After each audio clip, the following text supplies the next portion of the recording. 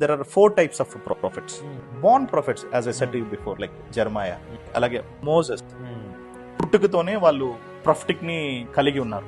Made profits Elisha, దేవుడు ఆయన ద్వారా చాలా గొప్ప అద్భుతాలు చేశాడు. ఆ తర్వాత Joshua, he's also warrior, he's also a prophet. Genuine prophets. ఈ జెన్యూన్ ప్రాఫిట్స్ అనే వాళ్ళు ఏంటంటే దేనికి పడిపోరు. ఫర్ ఎగ్జాంపుల్ డానియల్ ముందు 4 కింగ్డమ్స్ చేంజ్ అయిపోయాయి, ఆయన డానియల్ వాళ్ళ దగ్గర పనిచేస్తున్నాడు. He was genuine prophet. Joseph ఆయన జెన్యూన్ గా నిలబడ్డాడు, ఆయన మనసు మార్చుకోలేదు.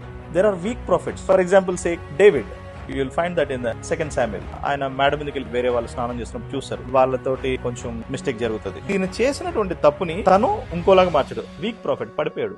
క్రిస్టియన్స్ కూడా 4 రకాలు ఇదే వర్తిస్తుంది. వారు పుట్టుకతోటి దేవుని మీద ఆధారపడి దేవుడి మీద జీవితం గడిపేవాళ్ళు. కొంతమంది మధ్యలో మారుతారు, కొంతమంది జెన్యూన్ గా ఉండే వాళ్ళు ఉంటారు, కొంతమంది వీక్ క్రిస్టియన్స్ అటు ఇటు ఊగిపోతూ ఉంటారు.